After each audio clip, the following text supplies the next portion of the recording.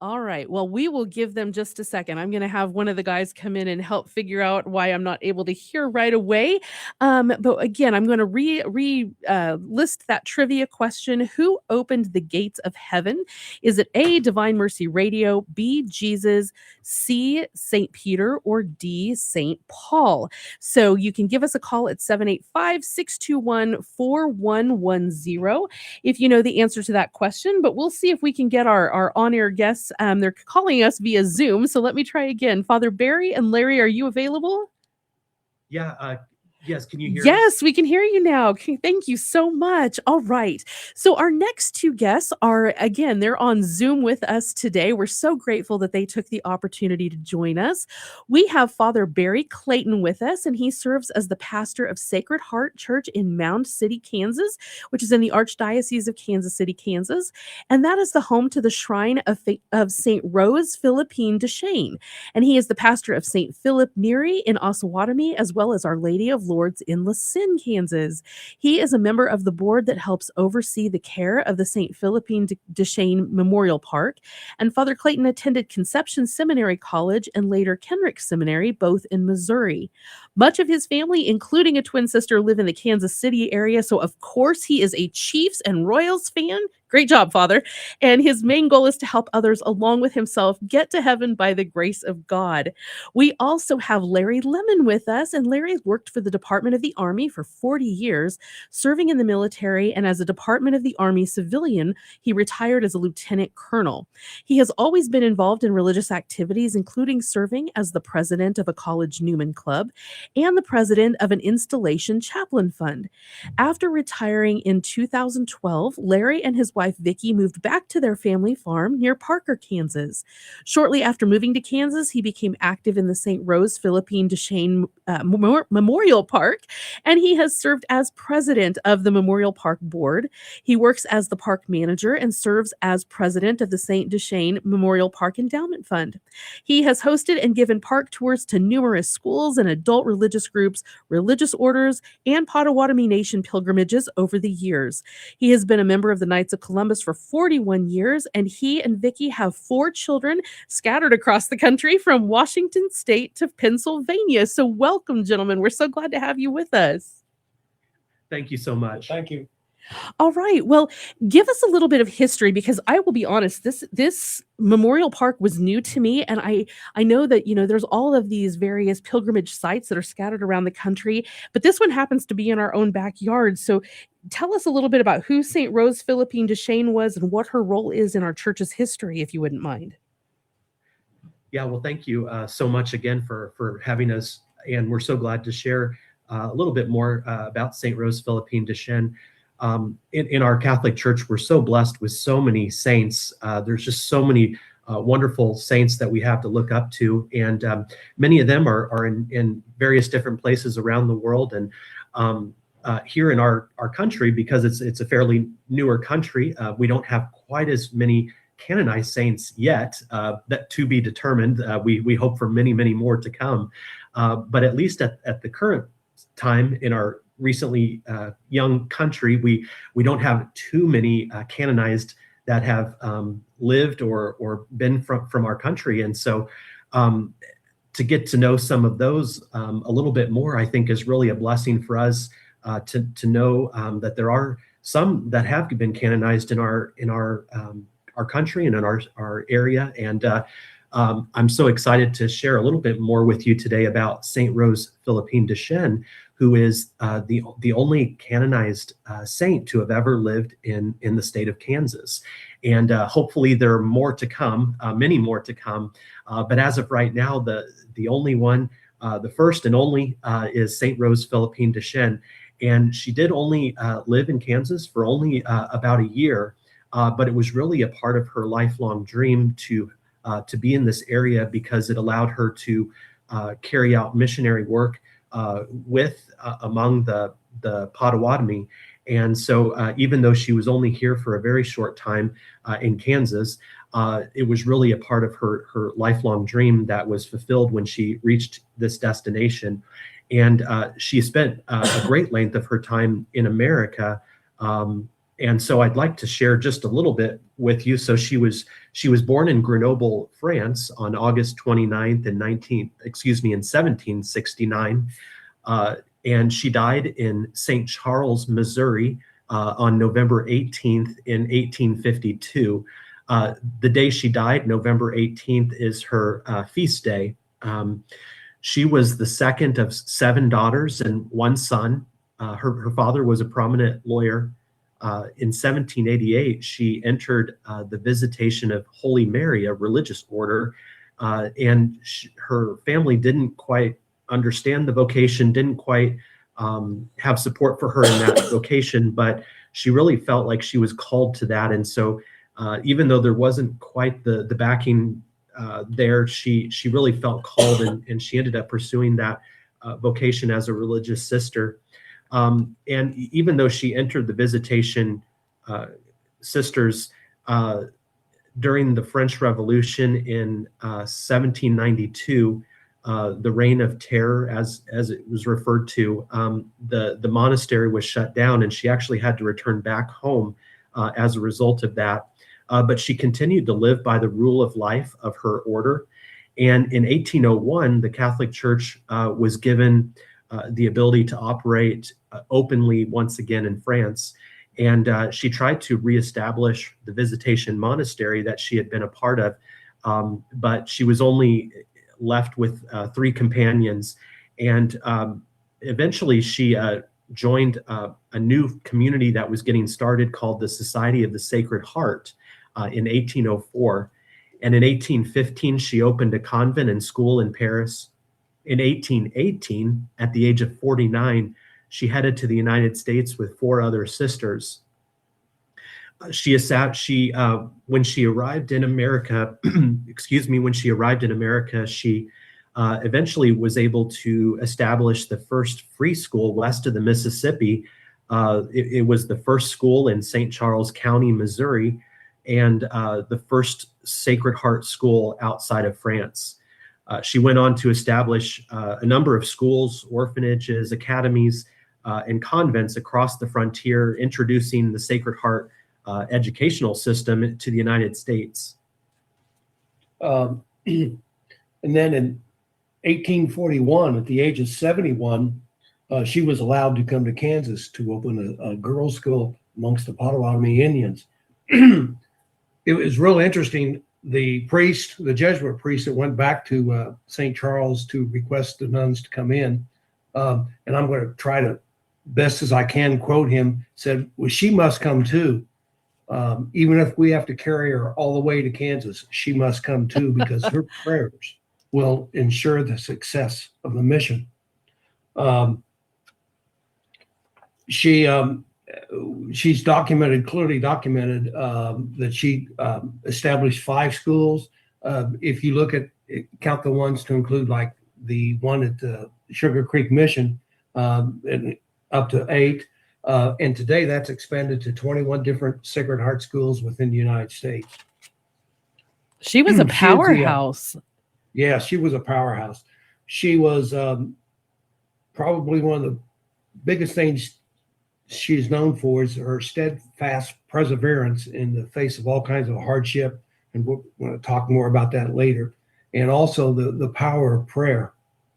She's a patron saint of being persistent amidst adversity. And of course, she is known as a woman to pray always. And hopefully we'll talk more about that later. It's very interesting. You said she's a powerhouse. She also believed that she was a failure. And she often talked about that. In one of her letters, she wrote, "Those who desire only the good pleasures of God abides in peace, even in the midst of failure. For God has not told us that he requires success of us." She was beatified on the 12th of May of 1940, and she was canonized on the 3rd of July of 1988, attributed to 2 miracles. One was the healing of a young child that had a hearing problem, and a religious sister who had throat cancer. Wow. So, I mean, just to put this into perspective, you said she was 71 when she said, they called her and they said, yeah, she can come over to Missouri and Kansas, and that they would basically carry her if they needed to. That's saying a lot for somebody, who's 71, especially considering the time in which she lived. Yes, she ever since she was a young girl, she heard about the missions in the New World among the Native Americans, and her heart was on fire ever since a little girl to go to the New World. And when she was a little older, when she was going to school for First Communion with the visitation nuns, she also had a great love for the life of a sister, and so these two loves kind of encouraged her to pursue a vocation as a sister, especially to go to the New World, to be among the Native Americans and to share Jesus among them. And she met a lot of hardship along the way, even though she ended up persevering through the adversity. There was a lot of adversity that she faced. Just when she became a sister, the convent closed down, and then when it started up, she couldn't get it going, so she had to connect with another order. And then she still didn't quite get to do what she had wanted to. And eventually, once she was sent to the New World, she almost died along the journey, but she survived the trip and arrived in America, and she eventually made her way to St. Louis with some other sisters that she had gone across the seas with.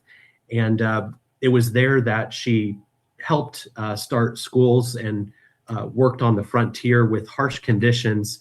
But it wasn't really till the end of her life, after she was retired in poor health, that she really got her opportunity to go to the mission among the Native Americans in Kansas. And yes, her reputation of holiness had preceded her. And this Jesuit missionary said, we must have Philippine come with us. If all she can do is pray for us, she will ensure the success of our mission. And so even though she was in frail health, retired, she was granted permission to go to the mission because of her reputation of holiness that had preceded her. And indeed, she wasn't able to do a whole lot on the mission in Kansas with the Potawatomi because of her frail health and struggle learning the language. But she did devote herself to prayer. She witnessed her love for them, and she spent a great amount of time in prayer. And that's what gave her that nickname, a woman who prays always. I love that. I love that name. Well, and that kind of brings up another question. Was she readily accepted by those in the Potawatomi Nation, or was there a lot of resistance? What did that look like for those early missionaries? In this case, she was readily accepted. She took a riverboat from St. Charles to Kansas City, a place called Westport Landing. And it took her 4 days to come down by wagon to the Sugar Creek Mission. And the day before she arrived, the Potawatomis had sent out scouts to find her, and they basically escorted her back. I think there was a total of 500 Braves, and they said that they were all dressed up in their finest clothes. When they actually arrived there, the priest stood up and introduced her and said, "This is a woman who has prayed all of her life to be with you." And there was a great reception. She shook hands with everybody was there, and there was probably over 2,000 people as soon as she arrived there, and she was very well welcomed. That's amazing. And so give us an idea of where these, the individuals living in that nation, where did they, were they already converts, or were they open to becoming converts? What did that look like? That's a really good question.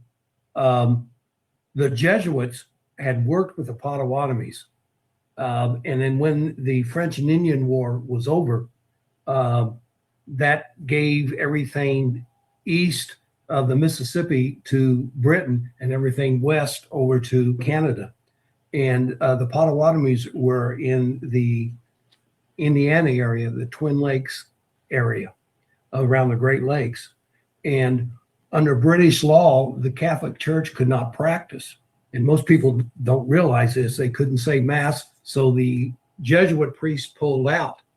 And about 60 or 70 years later, a Methodist priest missionary came in and said, all these Potawatomis are praying in the tradition of Catholics. And when they found out about it, the church came back in after the Revolutionary War. And so they were about 50% of the Potawatomis were Catholic. Oh, wow. Now, gentlemen, if you could give us an idea for people who aren't familiar with that part of Kansas, and you talked about Sugar Creek and places like that, can you give us a geographical location? How many hours are we talking from Kansas City, or, something that we might be familiar with? If you look at a map, we are straight south of Kansas City. The shrine is in Mountain City, Kansas, which is the county seat of Lynn County. It's about 50 miles south of Kansas City, and the park is 15 miles away, near the present-day Centerville, Kansas.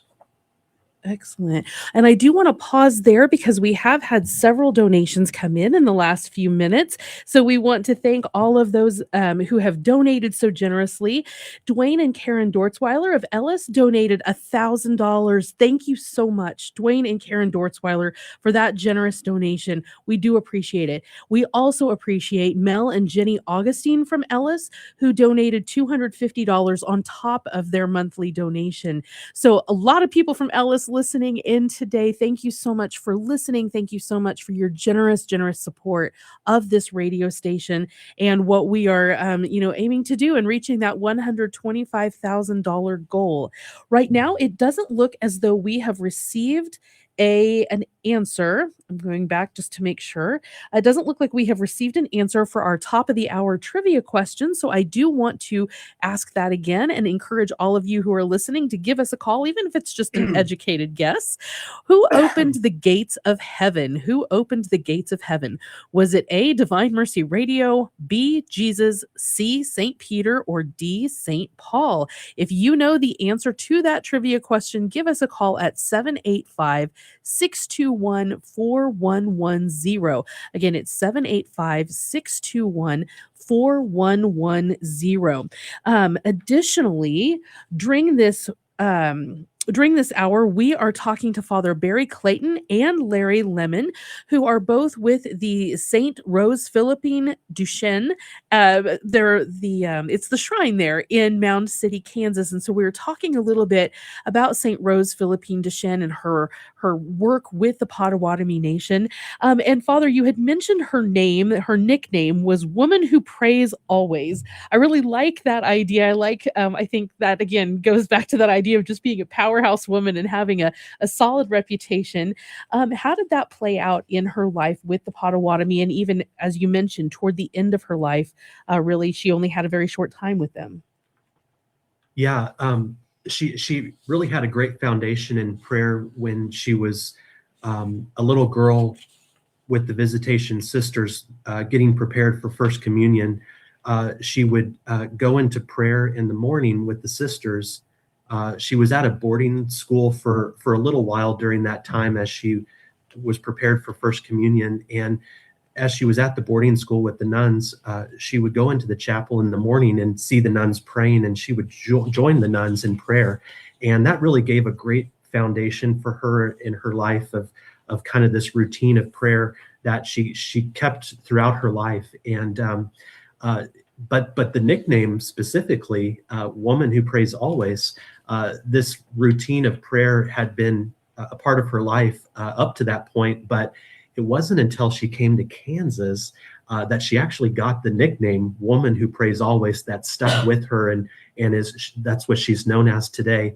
So when she was at the mission in Kansas, the Sugar Creek mission, it was there that the Potawatomi saw her in prayer quite a bit. And as mentioned, her health was frail, and so she wasn't able to carry out interactions as much as she would have liked, or she struggled with the language of the Potawatomi. So she was limited in that capacity, but she was free to pray, and she certainly did. And the part of her routine was to go into the church at the evening time for prayer. And there's a legend that goes that the Potawatomi children would run around as kids do, and they would run into the church, and they would see Mother Philippine kneeling in prayer in the church in the evening hours as they would go. And so they would go into church, see her, and then they would go run around and play some more, and then they'd come back into church, and there she was still kneeling in prayer, and it had been at quite a length of time. And so the children decided, let's see how long she actually is staying there in prayer. And so the children, one evening while she was in church in prayer, kneeling there in the church, the children of the Potawatomi snuck up behind her real quietly and put like twigs and other things that they had gathered together, and they put it on the edge of her garment as she was kneeling down in prayer. And they kind of ran off, and they came back in the morning the next day, and they went into the chapel. There she was with all of those things still on the edge of her garment. Oh, wow. She was still kneeling in prayer, and they were like, she's been here the whole night praying. And so they started to call, the Potawatomi started to call her Woman Who Prays Always. And that nickname stuck with her, and it was given to her right in Kansas, right where she was there at the mission site. It was given to her by the Potawatomi. It stuck, and as a canonized saint today, that is what her nickname that she's known by is, Woman Who Prays Always. It's also interesting, towards the end of her life, when she went back to the St. Louis area, she elected to live underneath a staircase. With the reason why was because she wanted to be close to the chapel so she could pray. Oh, wow. That is a beautiful example. We, had talked in an earlier interview about just living by example, and that sounds like exactly what she does or did. Absolutely. Well, so jumping ahead several, decades, when and how was the shrine established in her honor? And give us a little information about the memorial park and, what that looks like. So we're in the Archdiocese of Kansas City in Kansas, but at the time, years ago, we were the Diocese of Leavenworth. And at the time, the Bishop Schulte of the Diocese of Leavenworth realized that something must be done because in 1940, Rose Philippine Duchesne was beatified. So she was known as Blessed Rose Philippine Duchesne starting in 1940.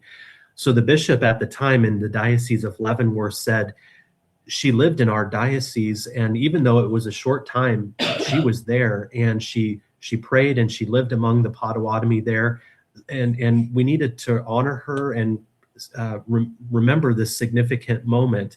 And so the bishop had a diocese-wide drive or collection taken up in order to provide a shrine for that location.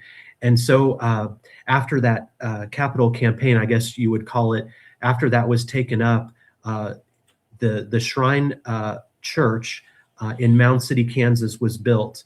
That location was chosen just because it was a little bit easier access. It was closer to some more major roads for people to access and get to. And so they chose that location. It's not the exact site of where she was, but it's fairly close. And they built the church there. It's called Sacred Heart, named after her community that she was a part of. And it was built in 1941. The church was built. And the park where she actually lived is about 15 or 20 minutes away from the church. The park, after the reservation relocated and the mission concluded there, the park was taken over by for farmland, for farm use. And once she was canonized in 1988, we realized that we really it would really be helpful to have that place where she actually lived to have preserved as well. And so, thanks be to God, through the efforts of others, that land was reacquired for the archdiocese to have as a way to remember where the saint lived on the mission territory, but also a number of Potawatomi are remembered there as well. And anyways, if you are able to come to our location today, people can visit the church, which is the official shrine in Kansas, and there's beautiful stained glass windows that help tell her story there. So pilgrims can come to the church, and then if they would like, they're also welcome to go to the park. We call it a memorial park, and that's where the actual location was, where she lived in Kansas. And so visitors or pilgrims are welcome to come to the church and then they're welcome to make their way out to the park. And sometimes visitors will have like a picnic lunch and kind of make a day out of it. And they'll be able to see the beautiful church, and they'll also be able to visit the location where she lived and see the grounds just a short distance away. I'd like to add, when she became a saint in 1988, local people got together and actually bought the land. It took them about a year to acquire it. We actually have it through 3 different parcels. They did some trading of land with other farmers in the area. And they donated the land to the archdiocese in 1989. The park currently consists of 167 acres. That's a large parcel of land there. Yes. Excellent. Father, I want to back up for just a second. You were talking about it being a shrine. For people who may not be interested, I'm sorry, may not be interested, may not be aware or understand, a lot of times we throw around words like shrine, or we hear things like basilica, and it's not always that we understand the differences between those. So what exactly constitutes a shrine as opposed to some other holy site? Yeah, very good. So a shrine is a designation to honor a saint's memory that had a particular significance for that area and location. And so since she did live in this area, even though a short time, her presence certainly was a significance to our area. And so this is a church. It's actually a Catholic parish. We have parishioners that attend regular mass there. So it does operate as a parish church, but it's also got this designation as a shrine just because of the special honor or memory we give to the saint who was in that location. Okay. Larry, a question for you. When it comes to, her canonization, was there anybody from the Mound City area that was able to go and be part of that special event? Or, did it happen over in Rome? I know they canonize people in various places, but was anybody involved from your local parish there that was part of that special occasion? That's a really good question. That was before I was in the area. I have met several people who made it to Rome for the canonization, to include Potawatomis who made it over there. Oh, wow. One of note that was present at the time was Archbishop Joseph Naumann, who's the retired Archbishop of Kansas City. He in 1988 he was a priest in the Archdiocese of St. Louis, and his mother had a connection to a St. Philippine school, and so he had a devotion to her and was able to go to the canonization. And as God's providence would have it, he ended up coming from St. Louis to Kansas City, just like Philippine herself did, and he was our Archbishop for many years, and just retired recently, right? Correct. And he has a great devotion to Saint Philippine, and he's happy to support our shrine. Isn't it amazing how the Holy Spirit and God, they work to get the right people in the right place and bring things full circle? It is just amazing. Well, I do want to pause for just a moment. We have had several individuals call in over the course of the last few minutes. So, let's see. Jody Patton, she is our trivia winner for that top of the 2 o'clock hour. She knew that Jesus was the person who opened the gates of heaven. So, congratulations, Jody. We will get your name into the drawing for the end of the day when we draw that gift certificate to Messenger. And so we will make sure that your name is in there. Thank you so much for listening. We also want to thank Janice Collins of Hayes, who donated $500 toward our Divine Mercy Radio Carathon. Janice, thank you so much. We truly appreciate that very generous donation. So thank you for listening in. Thank you for calling in. And thank you for supporting us in our mission. As we are at the bottom of the hour, I do want to share our next trivia question. Who was given the keys to the kingdom? Was it A, Divine Mercy Radio, B, Jesus, C, St. Peter, or D, St. Paul? Who was given the keys to the kingdom? Was it A, Divine Mercy Radio, B, Jesus, C, St. Peter, or D, St. Paul? If you know the answer to that trivia question, give us a call at 785-621 4110. Again, the number is 621-4110. While you're calling in, please consider taking the lead or, following Janice's lead and the lead of so many others who have been so generous with their time and their treasure this week as they support Divine Mercy Radio. You can give us a call with your donation in any amount. We would accept anything that you are prayerfully able to give, whatever is meaningful to you. We will make the best use of that money to keep this radio station and all of our affiliate stations on the air. So give us a call at 785-621-4110, or you can donate online at dvmercy.com. We have a nice little thermometer there on Divine Mercy Radio's website. Again, it's dvmercy.com. We have a great little thermometer there that you can use to track our progress over the course of the next day and a half. But again, our goal is $125,000, and we do still have some of those. Matching funds available. I think at this point in time, we are maybe just shy of $5,000 now. That would allow us to move a little closer toward utilizing all of those $30,150 in matching funds. So that is a wonderful thing to have happened in the first 2 days of the Carathon. So we again appreciate all of those of you who have stepped up to the plate, risen to meet the challenge of helping us to that $125,000 goal. This afternoon, we are talking to Father Barry Clayton and Larry Lemon. Both of them are coming to us via Zoom from the Archdiocese of Kansas City, Kansas.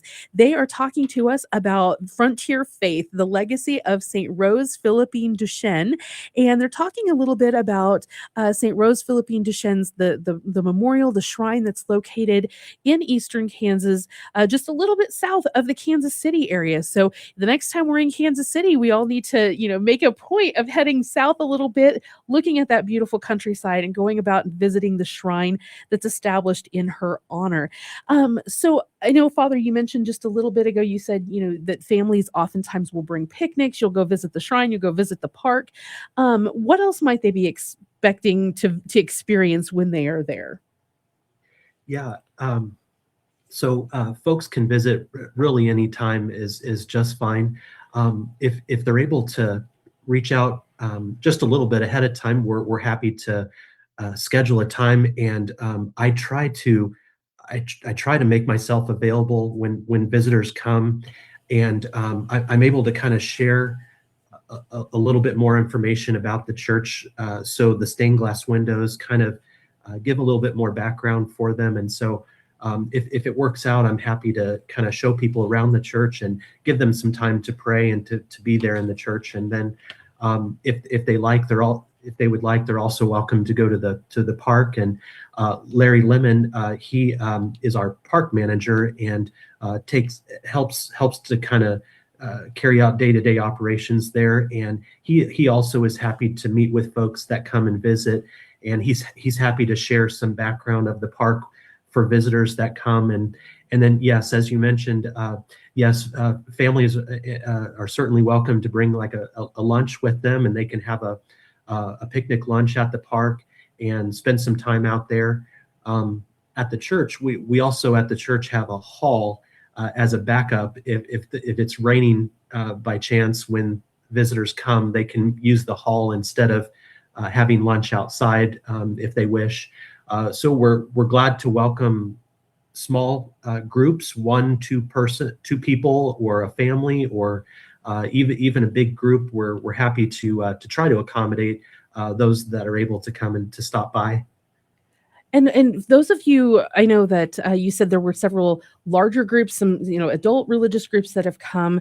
Um, what has been the impact on them as they visit this shrine, as they visit this holy place? Go ahead. First I'd like to talk just a little bit about who's come. Within the last 5 years, we've had a cardinal, we've had bishops, seminary students, local parishes, as Father talked about. We even have a college from Minnesota that comes down every other year. Of course, local parishes and religious orders. We've had people as far away as France, England, Australia, Canada, Colombia, come and visit the park. There are basically 3 different groups that come to the park. The first group are those who come for the environment. It's everybody describes it as extremely peaceful place. And then there's the Catholics who come, and you think about that, everything that St. Rose Philippine Duchesne touched in her life is now a second-class relic. And we have a place where she prayed the rosary. We have the foundation of the church where she prayed. We have the foundation of the convent and the school where she lived. And most people find it extremely, extremely spiritual to be there. And it's also a very spiritual place to the Native Americans. I've had Potawatomi and from all over the United States and Canada come and visit the park. That's amazing. If I could, for a second, Father, again, understanding what a pilgrimage is, I think some people have maybe a misconception of what that is. So can you share a little bit about what that truly means and how people experience a pilgrimage? Yeah, sure. So a pilgrimage kind of traces back its origins from years ago, where Catholics would set out on a sacred journey. They would travel with a sacred holy purpose, bringing a special need, a special intention with them as they did so. And they would journey to a holy destination, whether it be a special church or a special relic of a saint. They would make this, or to the Holy Land itself in Jerusalem. They would make a sacred traveling journey, and carrying this special intention oftentimes with them to pray for as they make their journey. And so there's kind of a rich heritage in our church of making these pilgrimages. And initially in those early years, it was certainly by foot. And that still can be the case today. In some cases, people will still even go by foot today, and if it's possible and can be worked out, and it might be shortened to some extent to make it more workable or feasible. Sure. But even a pilgrimage by car certainly counts as a pilgrimage, certainly because even traveling by car, even though it's not as difficult as by foot, of course, but still traveling by car, it still involves a great distance, and oftentimes there's difficulties along the way. And so that certainly still qualifies most certainly today.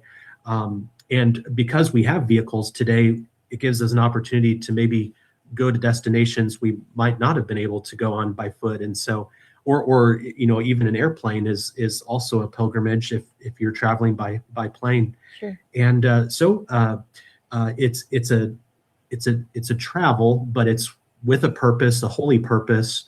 Usually a special intention is brought to pray for, and it usually involves difficulty because, as we know, travel is fun, but Yeah. it can also be challenging to Yes. travel as well.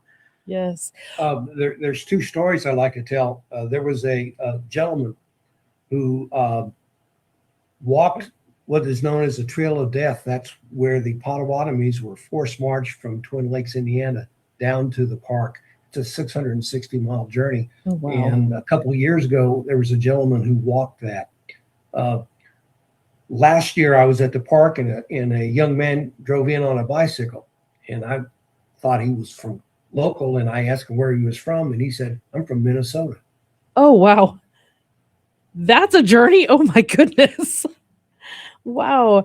Um, so obviously you've got people that are driving great distances, traveling great distances, if it's from another country to visit this shrine. What role does the shrine and the memorial park, what does that role look like in terms of the faith of your local community?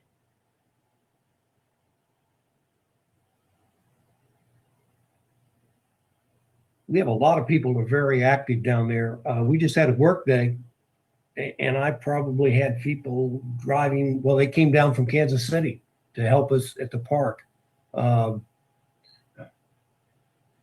there's a gentleman who goes to the park every day and to pray. Oh, wow. So the pull is there, the drive to, um, I mean, the impact is evident. It's felt. Yes. Father, go It's ahead. oh yes.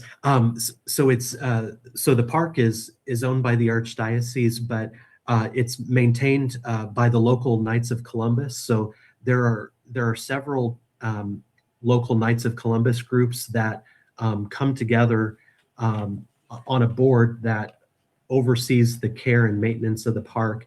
And as Larry just mentioned, there's a maintenance work day that they have once or twice a year where they come together and do kind of bigger projects to kind of make sure that it's maintained and kept up.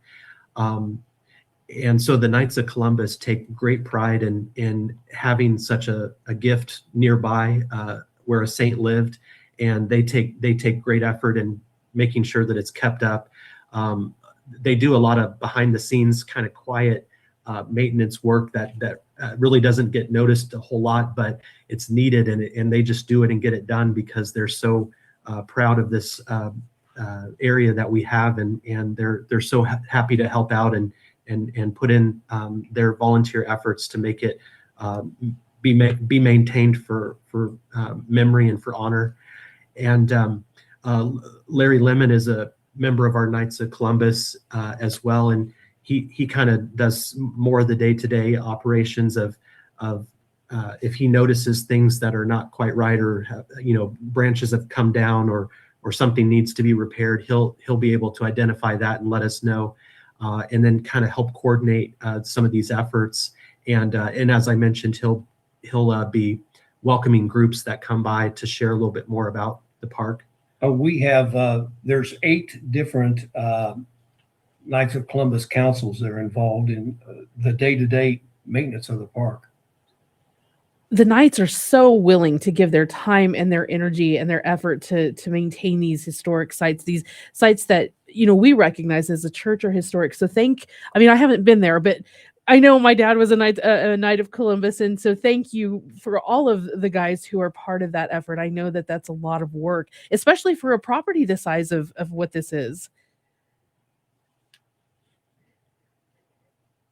Yeah, still more work to do, of course, but it really has been a blessing how it's been cared for.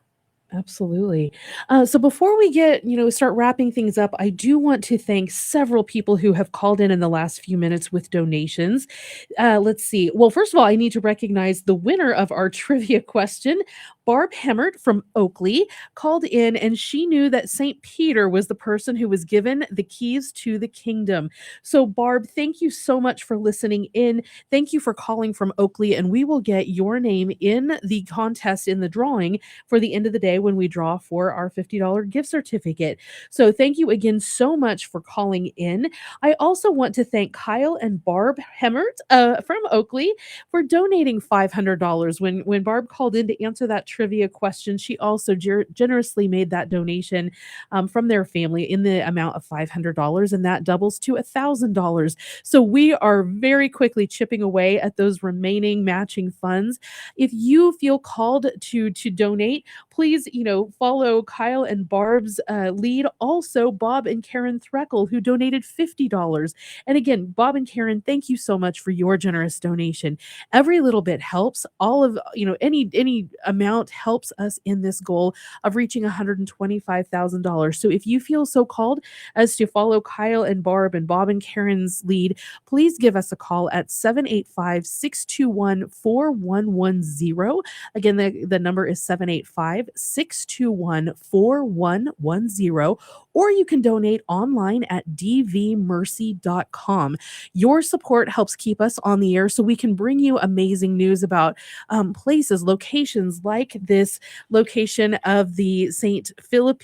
Rose Philippine Duchesne Memorial Park and Shrine that we are talking to Father Barry Clayton and Larry Lemon about this afternoon. This is just one example of the way Divine Mercy Radio helps spread the news about these holy sites, these holy pilgrimage opportunities. And so we want to return to our interview. And in the last few minutes, if you could just tell us, how has the local community supported and preserved this site over the years? Obviously, you have a huge army of volunteers, the Knights of Columbus and otherwise, who help. But how else has the local community stepped up to support you? On Good Friday, and I'll extend this as an invitation to anyone, even from a distance, that would be able to come. Every Good Friday at 12 noon, we have anybody that wants to come gather at the park, and we pray the Stations of the Cross. There's outdoor Stations of the Cross that have been set up there at the park, that people are able to walk along a path and pray those Stations of the Cross as they walk along this path. And every you can do that anytime you visit, certainly, but we set aside, especially on Good Friday at 12 noon, anybody that's able to come is welcome to come on out, and we walk the Stations of the Cross as we pray that and reflect on our Lord's dying on the cross during that very holy day of Good Friday. And folks from the area really love to come and to take part in that. They love to enter into that very special prayer at a special time. And it's wonderful to gather together as a community of faith. And after it's concluded, people will bring their lunches and have a meal there at the park as they conclude that time. And it's just a special way to have Good Friday, and a special, and they might have a service at church as well later on, or later on in the day. But for part of the day anyway, it's something that people really enjoy coming to be a part of. And so if anyone from a distance is able to join us, please know you're most welcome. I know it would be a bit of a drive, certainly, but there is an open invitation there for that event. Also, every 5 years, the Potawatomis reenact the Trail of Death, and they end up at the park, and they have a big celebration as well as Mass. That's amazing. What would be the next? Is it on the 5-year, or is it when would the next one be? 2028. Okay, so you're coming up in a couple of years. Excellent. Yes. What other, just as a parish, are there any other special events or things related to St. Rose Philippine Duchesne that you, have coming up, or things that you have, even if it's every other year or so, that you want to share with us?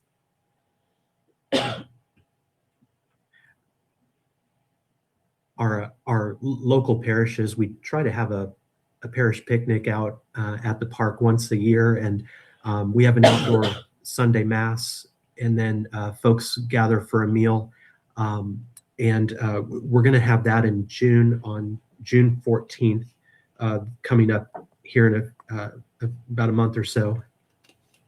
I think in June, the Kansas City St. Joe parish or diocese is bringing their seminary students down. We've got there's a college as I said before, from Minnesota that is coming down. Uh, During the course of a year, last year, I think between Father and I, we gave tours to about 2,000 people. Oh, wow. That's a really good track record if that's how many you're getting every year. That includes local Catholic schools. I've even had the local public school come through. Uh, I had a Catholic school from Omaha, Nebraska come down. And so really they just need to give you all a call. Do you want to put in a plug for the number that they can reach you at, or a website that you'd like us to direct people to? Yes. Our number is 913-755-2652. And I'll say that again. It's 913-755-2652. And that's our parish number. And you're certainly welcome to leave a message. We'll try to get back to you. Excellent. Well, for those of you who may have missed that number, we will have our interview up with Father Barry and Larry Lemon. We'll have that up on YouTube here in just a couple of hours, so you can go back and you can listen to that and grab that number again. Excuse me. Before we wrap up, Father, would you mind? Well, first of all, thank you both of you gentlemen, for stepping in and joining us for this hour. We really appreciate you sharing the news about this exciting location and this opportunity that many of us, I think, in Western Kansas may not be familiar with. So thank you for your time. And Father, would you mind leaving us with your priestly blessing? Yes, thank you so much. And if I might just briefly say, Yes. the saints are sources of inspiration for us, but sometimes it can feel like they're almost out of reach, like it's hard to really imitate them, that we're not really able to. And they certainly did live very heroic lives, and we can imitate them, but it can sometimes seem a little intimidating, myself included. But I think it is encouraging to know that that they were just human beings, just like you and I. And so we really can imitate them. And I think it especially helps to know that we have a saint so close that it kind of makes it even more real that, yeah, this person really lived here, like I live in this area too. And Yes. they became a saint, and it really is possible. And something else that I think is encouraging specifically about this saint is she really did, even though a lot of good things happened in her life, she really did encounter a lot of hardship, and she really did have this sense of being a failure. And I think that's really surprising that a saint felt like they were a failure. Right. But it's true. She did have this sense, but she never stopped following God or seeking Him. But she did kind of struggle with this feeling of not carrying out God's will or having failed in some way. But obviously the church said, no, you did not fail, and canonized her as saint. And so we know that she most certainly did not fail, and none of us fail either. As we seek God in our lives, God is able to work through us in wonderful ways, just like He did with Philippine. She struggled just like we struggle, but she persevered in seeking God, and God worked powerfully through her life as she continued to follow Him. And that's true in our own lives. None of us will be exactly like Philippine. We're all unique. We're all specially created by God, but each in our own unique ways, as we follow God and seek Him, God will work through us despite challenges, despite difficulties. He will work in wonderful ways through us as we continue to seek Him and follow Him. He will work in wonderful ways through our lives, and we truly can become a saint, just like Philippine, not in the exact same way as her, but in the unique way that God calls us to be a saint. Absolutely. And so may each of us continue that path of faith with the Lord, and trust that He will do wonderful things for us. May we be saints in heaven together someday. Absolutely. And patron saint of persistence amidst adversity, right? Saint Yes. Rose Philippine Duchesne, please intercede for us. And so, Yes. Father, would you leave us with your priestly blessing, please? Yes. Thank you so much. Of course. Thank you so much for this opportunity, and may God bless all of you in the name of the Father and of the Son and of the Holy Spirit. Amen. All right. Well, thank you both so much again. We truly appreciate your time with us. Again, ladies and gentlemen, we have been speaking to Father Barry Clayton and Larry Lemon, who are both from the Archdiocese of Kansas City, Kansas. They are representing the St. Rose Philippine Duchesne Shrine and the Memorial Park, and they are located in Mound City, Kansas. So, again, thank you, gentlemen. We appreciate your time. Have a wonderful day. You too. Yeah. Thank Goodbye. you. Bye bye. All right. Well, you are listening to Divine Mercy Radio. You can hear us on 101.7 KJDM Lindsborg, Salina, 105.7 KMDG in Hayes, 88.1 KRTT in Great Bend, 88.1 KVDM Hayes, 89.1 KGOH Colby, and 107.3 K297 AI in Hill City. We are going to take a quick break. We're going to have Michael give us a little bit of an update as to where we stand in terms of amount raised, in terms of how much matching funds we have available. And so I will turn the microphone over to him.